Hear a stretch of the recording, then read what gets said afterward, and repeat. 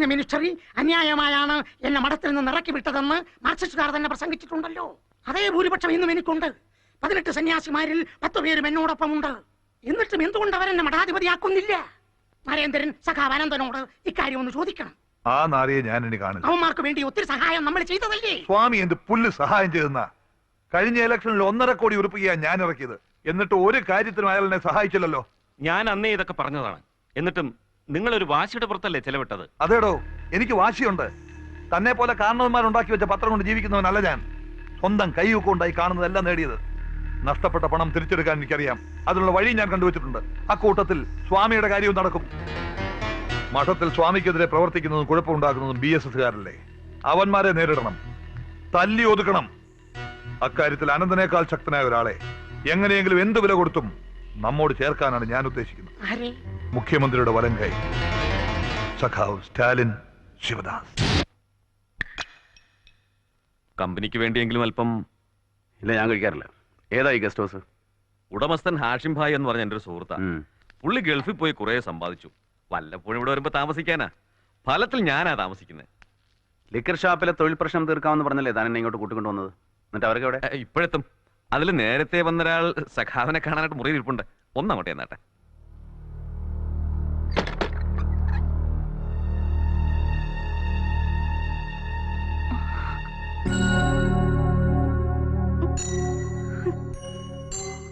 എന്ന് തുടങ്ങിയ നിന്റെ ഈ ബിസിനസ്?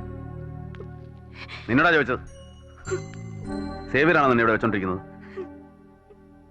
പിന്നെ നീ എങ്ങനെ ഇവിടെ എത്തി? പറയടി. അത് ഞാൻ തന്നെ. ആന്റോ എന്നെ ചതിച്ചു. വേറെ നിവർത്തിയില്ലാത്തത് കൊണ്ട്. കരയുന്നു? ഇങ്ങനെ നാണം കെട്ട് കണ്ടവന്റെ കിടപ്പറയെ കയറി നിരങ്ങുന്നതിനേക്കാൾ ചത്തൂടെ എനക്ക്?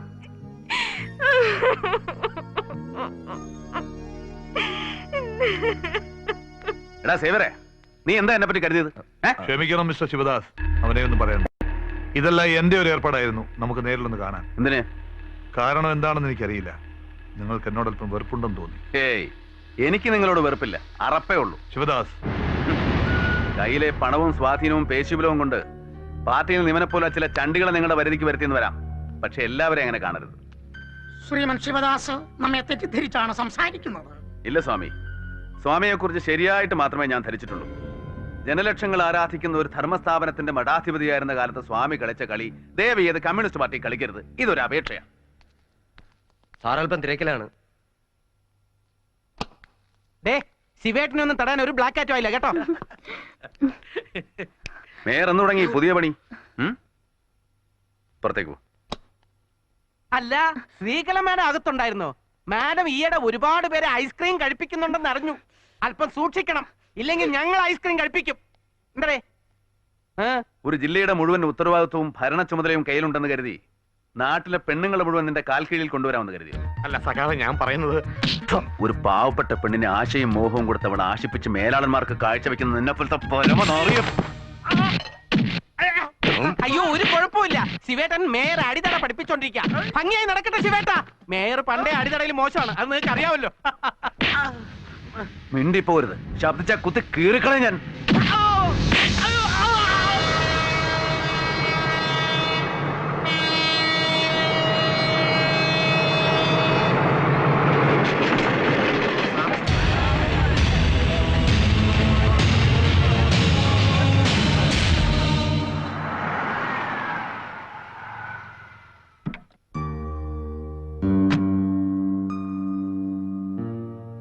ഇന്നലെ രാത്രി ആത്മഹത്യ ചെയ്ത പെൺകുട്ടിയുടെ അമ്മ തന്നെയാണ് പറയുന്നത്. സ്റ്റേഷനിൽ പരാതിപ്പെട്ടിട്ട് കാര്യമില്ലെന്ന്. അതുകൊണ്ടാണ് ശരത്തിന്റെ അടുത്ത് നേരിട്ട് വന്നത്. അവരാകെ തളർന്നിരിക്കുക. എന്താ പറയാനുള്ളത്? പേടിക്കണ്ട, ഞങ്ങളോട് പറഞ്ഞതെല്ലാം തുറന്നു പറഞ്ഞോളൂ. എന്റെ മോള് അവള് സഹിക്കാൻ കഴിയാതെ ഈ കടുങ്കൈ ചെയ്തത്. നിർബന്ധിച്ച് അവരവളെ പലയിടത്തും കൊണ്ടുപോയി, പലർക്കും കാഴ്ച വെച്ചു. ആര്?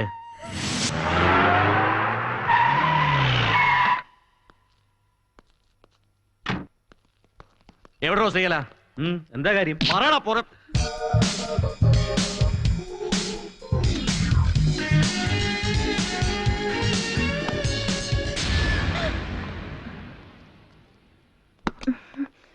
ഓഹോ, ഐസ്ക്രീം പാർലർ എന്ന് പറഞ്ഞ നിനക്ക് ഇതാണ് ഇവിടെ പണിയല്ലേ? എടോ, ഞാൻ ആരാടും തനിക്കറിയോ? എനിക്ക് മിനിസ്ട്രിയിലുള്ള പൊളിറ്റിക്കൽ സ്ട്രെങ്ത് എന്താണെന്ന് അറിയോ? നിന്റെ അമ്മയുടെ ഒരു സ്ട്രെങ്ത്.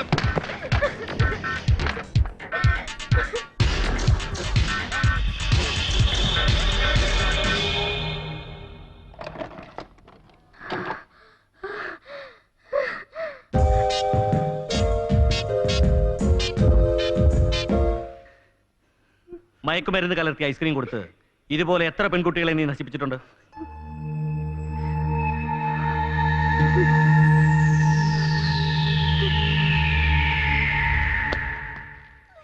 നിന്നെ കൊണ്ട് സത്യം പറയിക്കാൻ വേറെ ഉണ്ട് മാർഗം. പറയാം, ഞാനെല്ലാം പറയാം.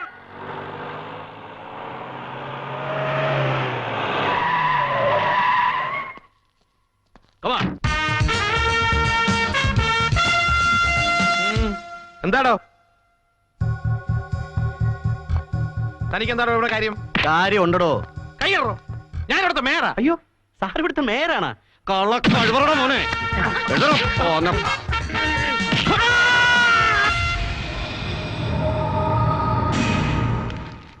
ഈ കുറ്റത്തിന് പാർട്ടി ആൻഡോയെ മാത്രം ശിക്ഷിച്ചാൽ മതിയാവില്ല. കള്ളച്ചാരായം വിറ്റ് നടന്നൊരു കോമാളിയെ പിടിച്ച് മേയറാക്കിയതിന്റെ ഫലമാണിത്. കാശിന് ഗതിയില്ലാത്ത ഒരുത്തനെ പെട്ടെന്ന് ഇങ്ങനെ പിടിച്ചൊരു സ്ഥാനത്തെടുത്തുമ്പോ അവൻ വഴിപിഴച്ചു പോകാൻ സാധ്യതയുണ്ടെന്ന് ഓർക്കേണ്ടതായിരുന്നു. താൻ കാര്യം അറിയാതെ മറ്റുള്ളവരെ കുറ്റപ്പെടുത്തരുത്. മേയറായപ്പോ അവൻ കള്ളക്കടത്തുകാരും മദ്യമാഫിയക്കാരുമായി ചേർന്ന് ധൂർത്തടിച്ച് ജീവിക്കുന്നത് കണ്ടിട്ടും ശ്രദ്ധിച്ചില്ല. ഇവിടെ ഈ സിറ്റിയിൽ അവിഹിതമായി പലയിടത്തും കെട്ടിടങ്ങളും സ്ഥാപനങ്ങളും ഉയർന്നു വരുന്നത് കണ്ടിട്ടും ഉത്തരവാദിത്തപ്പെട്ടവർ കണ്ടില്ലെന്ന് അടിച്ചു. ഇവിടെ അവനെ മറയാക്കി മറ്റു ചിലർ മുതലെടുക്കുകയാണെന്നേ ഞാൻ പറയൂ. നീ ഇതൊക്കെ സ്റ്റേറ്റ് കൗൺസിലിൽ വന്ന് പറയൂ. ഇക്കാര്യം ചർച്ച ചെയ്യാൻ നമ്മളിന്ന് കൂടുന്നുണ്ടല്ലോ. ആരെ പ്രതിയാക്കണം, ആരെയൊക്കെ ശിക്ഷിക്കണം എന്ന് നമുക്ക് അവിടെ വെച്ച് തീരുമാനിക്കാം. എനിക്കറിയാം സർക്കാരിന്റെ സമ്മർദ്ദതന്ത്രം. ബ്ലാക്ക് മെയിലിംഗ് ആണ്, പെൺവാണിഭം, സ്പിരിറ്റ് കുമ്പോണം, കോൺട്രാക്ട് വെട്ടിപ്പ് തുടങ്ങി നിങ്ങൾ ചെയ്ത പാതകങ്ങളുടെ എല്ലാ തെളിവുകളും ഉയർത്തിക്കാട്ടി സർക്കാരിന്റെ വരുതിയിൽ വരുത്തുക. അതാണ് അവർ ചെയ്തുകൊണ്ടിരിക്കുന്നത്. ഇന്നലെ വരെ ഗർജിച്ചു നടന്ന നിങ്ങളെയൊക്കെ തരിയുടച്ച് ഷണ്ടന്മാരാക്കിയിരിക്കല്ലേ? ഡെമോക്രസിന്റെ വാളുപോലെ ഈ ഭീഷണി തലയ്ക്ക് മുകളിൽ തൂങ്ങുമ്പോൾ സർക്കാരിനെതിരായിട്ട് നിങ്ങൾക്ക് എങ്ങനെ ശബ്ദിക്കാനാകും? പ്രതിപക്ഷം നിർവീര്യമായതിന്റെ കാരണം അത് തന്നെയല്ലേ? ഇനി ഇപ്പൊ അതൊക്കെ പറഞ്ഞിട്ട് എന്താ കാര്യം? ഞങ്ങൾക്കൊരു തെറ്റുപറ്റി. അല്ല മിസ്റ്റർ കുഞ്ഞുകുട്ടി, തെറ്റുപറ്റിയത് എനിക്കാണ്. നിങ്ങളടക്കമുള്ള സഹമന്ത്രിമാരെ ക്രമം വിട്ട് ഞാൻ സഹായിച്ചു. പ്രധാന വകുപ്പുകൾ തന്നെ ഏൽപ്പിച്ചു. അവിടെ നടന്ന ക്രമക്കേടുകൾ അറിഞ്ഞിട്ടും ഞാൻ കണ്ണടച്ചിരുന്നു. എന്നിട്ടും നിങ്ങൾ എന്നോട് എന്താണ് ചെയ്തത്? ഈ നരേന്ദ്രനും ദിവാരനും അടക്കം ഇല്ലാത്ത പരാതികൾ പറഞ്ഞുണ്ടാക്കി എന്നെ മുഖ്യമന്ത്രി സ്ഥാനത്ത് നിന്നും പിടിച്ചിറക്കിയില്ലേ? അതിന് ഗുരുവായൂരപ്പൻ തന്ന ശിക്ഷയാണിത്. അതിലെനിക്ക് പങ്കില്ല ലീഡർ. അങ്ങേ ഇറക്കാൻ ഞാൻ കൂട്ടുനിന്നിട്ടുമില്ല. ഭരണം മാറിയപ്പോ പുതിയ സർക്കാരിനോടൊപ്പം നിന്നു എന്നുള്ളത് നേരാണ്. ഒരു ബിസിനസ്സുകാരൻ എന്ന നിലയ്ക്ക്, പ്രത്യേകിച്ച് ഒരു അബ്കാരി കോൺട്രാക്ടറും സ്പിരിറ്റ് ഡീലറും കൂടി ആവുമ്പോ എന്റെ സ്ഥിതി അത് തന്നെയാണ്. എന്നിട്ടും കിട്ടിയില്ലേ? ഇനിയത് അനുഭവിച്ചോളൂ. ഇപ്പോഴും നിങ്ങൾ എല്ലാം ചേർന്ന് എന്നെ കാണാൻ വന്നത് എന്നോടുള്ള സ്നേഹം കൊണ്ടൊന്നും അല്ലല്ലോ, സ്വയം രക്ഷപ്പെടാനല്ലേ. അവന്മാരെ ഇറക്കാതെ നമുക്കിവിടെ ജീവിക്കാൻ കഴിയില്ല. അങ്ങേക്ക് മുഖ്യമന്ത്രി സ്ഥാനത്തേക്ക് കയറാനും എന്താണെന്ന് വെച്ചാൽ ചെയ്യാ. എടോ, ഞാൻ എന്റെ വേദന കൊണ്ട് പറഞ്ഞു പോയതല്ലേ നിങ്ങളൊക്കെ കാണിച്ച നന്ദിയോടോർത്തപ്പോ. അവന്മാരെ അടക്കാൻ എന്റെ കാഴ്ചപ്പാടിൽ ഒറ്റ വഴിയേ ഉള്ളൂ. അതെന്താണാവോ? ഈ കമ്മ്യൂണിസ്റ്റ് പാർട്ടിക്കകത്തുള്ള ഭിന്നത വർദ്ധിപ്പിക്കുക. അനന്തം ഗ്രൂപ്പ് എന്നും ലൂക്കോസ് ഗ്രൂപ്പ് എന്നും കൃഷ്ണൻ നായർ ഗ്രൂപ്പ് എന്നും പറഞ്ഞ് ഭിന്നിച്ചു നിൽക്കുന്ന അവന്മാരെ തമ്മി തല്ലിച്ച് എന്നേക്കുമായി അകറ്റുക. പാർട്ടി തെരഞ്ഞെടുത്ത മേയറെ മുമ്പ് നിങ്ങൾ അവമാനിച്ചിട്ടുണ്ട്. അവൻ എന്ത് തെറ്റ് ചെയ്താലും തല്ലാനുള്ള അധികാരം നിങ്ങൾക്ക് ആര് തന്നു? തനിക്ക് വിരോധമുള്ളവരെ തല്ലി ഒതുക്കുക, താങ്ങി നിൽക്കുന്നവർ എന്ത് തെറ്റ് ചെയ്താലും സഹായിക്കുക. അതല്ലേ സഖാവെ നിങ്ങളും ചെയ്യുന്നത്? നമ്മുടെ പ്രധാന ശത്രുക്കളായ BSSകാർക്ക് അനുകൂലമായി പോലും സഖാവ് പലപ്പോഴും സംസാരിക്കുകയും പ്രവർത്തിക്കുകയും ചെയ്തിട്ടുണ്ട്. അതിന്റെ കാരണം ഞങ്ങൾക്കറിയാം. BSS നേതാവ് ജയചന്ദ്രൻ നിങ്ങളുടെ പെങ്ങട നായരല്ലേ? അനാവശ്യം പറഞ്ഞ കുത്ത് കീഴുകളെ ഞാൻ കാര്യം പറയുമ്പോ ചൂടാവരുത്. ഇതിനൊക്കെ നിങ്ങൾ സമാധാനം പറയേണ്ടി വരും, ഇവിടെ അല്ലെങ്കിൽ മേൽ കമ്മിറ്റിയിൽ. തത്വങ്ങൾക്ക് വിപരീതമായി ലെനിൻ രൂപം കൊടുത്ത രാഷ്ട്രീയ ഘടനകൾ സോഷ്യൽ ഫാസിസ്റ്റ് രാഷ്ട്രീയ സംഘടനകളായി അധപ്പതിച്ചപ്പോഴാണ് സോവിയറ്റ് റഷ്യയിലെയും കമ്മ്യൂണിസ്റ്റ് ഭരണകൂടങ്ങൾ തകർന്നത്. ചൈനയിലാണെങ്കിൽ എന്താണോ ഇതിന്റെയൊക്കെ അർത്ഥം? റഷ്യയിലെയും കിഴക്കൻ യൂറോപ്പിലെയും കമ്മ്യൂണിസ്റ്റ് ഭരണ തകർച്ച ചൂണ്ടിക്കാട്ടി മാർക്സിസത്തെ വിമർശിക്കുന്നവർക്കുള്ള ഒരു മറുപടിയായിട്ടാണ് ഞാനത് പറഞ്ഞത്. ആ പ്രത്യയശാസ്ത്രത്തെ തെറ്റായി വ്യാഖ്യാനിക്കുകയും പ്രയോഗിക്കുകയും ചെയ്ത ഭരണാധികാരികളാണ് അതിൽ കുറ്റക്കാരെന്ന് നമ്മുടെ കൂട്ടത്തിലുള്ളവരെ പോലും താൻ കുറ്റം പറഞ്ഞിട്ടുണ്ടല്ലോ. അതെ, മാമോ ലെനിൻ തുടങ്ങി പാർട്ടി ആദരിക്കുന്നവരെ പോലും വിമർശിക്കുമെന്ന് വെച്ചാൽ? ഇല്ല സഖാവേ, അവരെ ഞാനും ആദരിക്കുന്നുണ്ട്. നമ്മുടെ വ്യക്തിത്വം മറന്ന് മറ്റുള്ളവരെ അന്ധമായി അനുസരിക്കരുതെന്നേ ഞാൻ പറഞ്ഞുള്ളൂ. 1948 കൽക്കട്ട തീസിസ് ആഹ്വാനം ചെയ്തത് തെറ്റായി പോയിന്നിപ്പോ പാർട്ടി തന്നെ സമ്മതിക്കുന്നുണ്ടല്ലോ. റഷ്യൻ പാത സ്വീകരിച്ചതിലുള്ള പിഴവ്. 70കളിൽ ഇവിടെ നക്സൽ പ്രസ്ഥാനത്തെ പ്രോത്സാഹിപ്പിച്ച ചൈനീസ് കമ്മ്യൂണിസ്റ്റ് പാർട്ടി വസന്തത്തിന്റെ ഇടിമുഴക്കം എന്നാണ് ആ മൂവ്മെന്റിനെ വിശേഷിപ്പിച്ചത്. ഇന്ത്യൻ കമ്മ്യൂണിസ്റ്റുകളെ വരട്ട് തത്വവാദികളെന്നും. അത് നിങ്ങൾക്ക് സമ്മതിക്കാനാവോ? ലോകം കണ്ട ഏറ്റവും വലിയ വിപ്ലവകാരിയായി മാവോയെ അംഗീകരിച്ചുകൊണ്ട് തന്നെ പറയുകയാണ്. അദ്ദേഹത്തിന്റെ ഭരണകാലത്തും പിന്നീടും ചൈനയിൽ നടന്ന സംഭവങ്ങളെ മുഴുവൻ ന്യായീകരിക്കാനാവോ? 4 സംഘം നടത്തിയ കൾച്ചറൽ റെവല്യൂഷൻ, ടൈനമിൻ കൂട്ടക്കൊല, ടിബറ്റിനെ കീഴ്പ്പെടുത്തൽ, ഇന്ത്യൻ അതിർത്തിയിലേക്കുള്ള കയ്യേറ്റം, ഇപ്പോൾ അമേരിക്കൻ കുത്തകകളുമായിട്ടുള്ള കൂട്ടുകെട്ട്, ഈ തെറ്റുകളാണ് ഞാൻ ചൂണ്ടിക്കാണിച്ചത്. പിന്നെ നോട്ടീസിൽ പറഞ്ഞ എനിക്കെതിരായിട്ടുള്ള മറ്റ് ആരോപണങ്ങൾ, മേയറെ തല്ലി, DD-യെ തല്ലി, സേവ്യറെ തല്ലി, യുവജനങ്ങളെ പ്രകോപിപ്പിച്ച് സർക്കാരിനെതിരായിട്ട് സമരം ചെയ്യാൻ പ്രേരിപ്പിച്ചു, ഇതൊന്നും മറുപടി അർഹിക്കുന്നില്ല. അതെന്താണോ താൻ പറഞ്ഞതല്ലേ?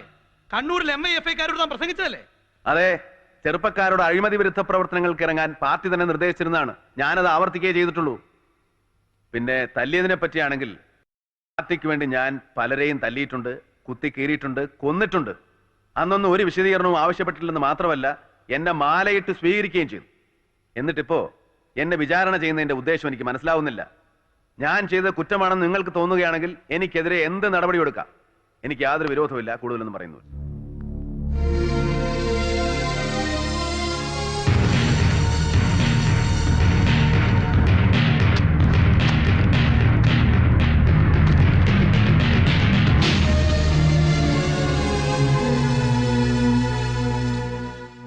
സേവ് കമ്മ്യൂണിസ്റ്റ് ഫോറം ഇതെനിക്കും കിട്ടിയിട്ടുണ്ട് കാലത്തെ. അപ്പൊ പലർക്കും അയച്ചു കാണുമല്ലോ. കാണും. എന്തായാലും മോശമായിപ്പോയി. സഖാവ് അനന്തനെ അധിക്ഷേപിക്കുക എന്നുള്ളതാണ് ഇതിന്റെ പിന്നിലുള്ള ലക്ഷ്യം. അതിനുപയോഗിച്ച ഭാഷയാണെങ്കിലോ അബ്സേർഡ്. ഇതുകൊണ്ടൊക്കെ പാർട്ടിക്ക് എന്താ നേട്ടം? നമുക്കിടയിലെ അന്തഛിദ്രം നാട്ടുകാരുടെ മുമ്പിൽ എത്തിച്ചത് കൊണ്ട് ആർക്കാ അതിന്റെ ഗുണം? പറയൂ ലൂക്കോസ്. എന്നോടാണോ ചോദിക്കുന്നത്? അനന്തന്റെ എതിർ ലോബിയിൽപ്പെട്ടവരോടാണല്ലോ ചോദിക്കേണ്ടത്.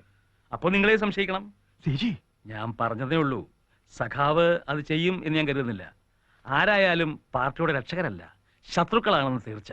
നിസ്വാർത്ഥ സേവകരായ സഖാവ് ശിവദാസനെ പോലെയുള്ള യുവജന നേതാക്കൾ തന്റെ ഇച്ഛയ്ക്കൊത്ത് പ്രവർത്തിക്കുന്നില്ലെന്ന ഒറ്റ കാരണത്താൽ അവർക്കെതിരെ നിസ്സാരമായ കാരണങ്ങൾ പറഞ്ഞ് ശിക്ഷാ നടപടികൾ എടുത്തു.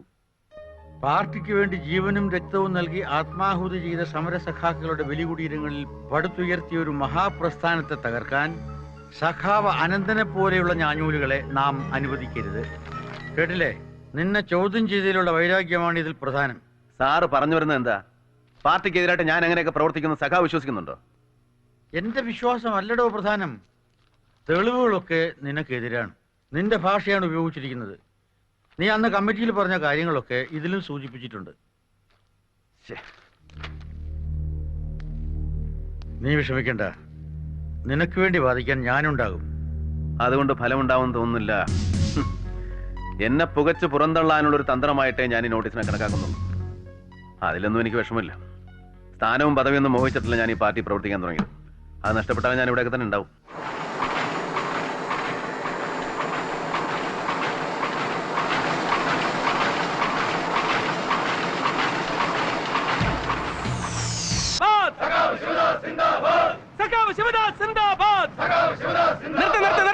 ഇന്ന് പാർട്ടി എക്സിക്യൂട്ടീവ് എടുത്ത തീരുമാനം ഞങ്ങൾ അറിഞ്ഞു. സഖാവിനെ പുറത്താക്കിയെന്ന് ആരേവന്മാർക്ക് അതിന് അധികാരം കൊടുത്തത്? ജനലക്ഷങ്ങൾ സഖാവിന്റെ കൂടെ ഉണ്ട്. സഖാവ് ഒരു വാക്ക് പറ.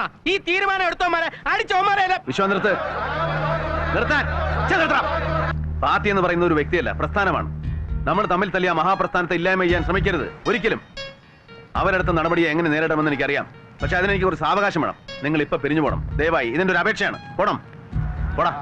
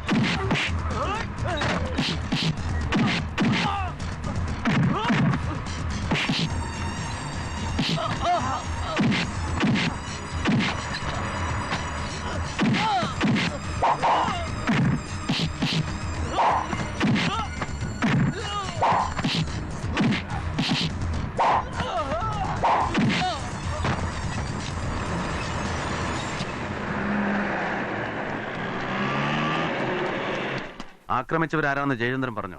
അയാൾക്ക് പരിചയമുള്ളവരാരെങ്കിലും? ഇല്ല, 3-4 പേര് കത്തിയും വാളും കേട്ട് പോലീസ് കംപ്ലൈന്റ് ചെയ്തിട്ടുണ്ട്. അതുകൊണ്ട് പ്രയോജനം ഉണ്ടാവും തോന്നുന്നില്ല. ഏട്ടൻ തന്നെ സഹായിക്കണം. അദ്ദേഹത്തെ ഒന്നും ചെയ്യരുത്. ഞങ്ങളുടെ കുടുംബം നശിപ്പിക്കരുത് ഏട്ടാ. ഏട്ടൻ അങ്ങനെ ചെയ്യുന്നു തോന്നുന്നുണ്ടോ നിനക്ക്? ജയനിപ്പോ എവിടെ ഉണ്ട്? എന്റെ കൂടെ വന്നിട്ടുണ്ട്. ഏട്ടനെ കാണാനുള്ള മടിയുണ്ട് പുറത്ത്. പേടിച്ചല്ല, അവൾ നിർബന്ധിച്ചോണ്ടാ ഞാൻ ഇങ്ങോട്ട് വന്നത്. നിങ്ങളോട് ഞങ്ങൾക്ക് വിരോധം ഉണ്ടായിരുന്നു, വിഷ്ണുനോടും. രണ്ടുപേരെയും വകവരുത്താൻ തീരുമാനിച്ചുറപ്പിച്ചതുമായിരുന്നു. പക്ഷെ അന്ന് നിങ്ങളുടെ മീറ്റിംഗിൽ ബോംബെറിഞ്ഞ ഞങ്ങളല്ല. ഞങ്ങൾക്കതിൽ പങ്കില്ല. സത്യമാണ് ഞാൻ പറയുന്നത്. ശിവേട്ടൻ അത് വിശ്വസിക്കണം. ഞാൻ വിശ്വസിച്ചിരിക്കും. കാരണം എന്റെ അനിയത്തി വിധവയായി കാണാൻ ഞാൻ ആഗ്രഹിക്കില്ലല്ലോ. പക്ഷേ അന്നവിടെ കത്തിക്കരിഞ്ഞ ശവങ്ങൾ കണ്ട പാർട്ടി അണികൾ അങ്ങനെയല്ല. അവർ ചിലപ്പോൾ പ്രതികരിച്ചെന്നിരിക്കും. അതുകൊണ്ട് ജയൻ സൂക്ഷിക്കണം.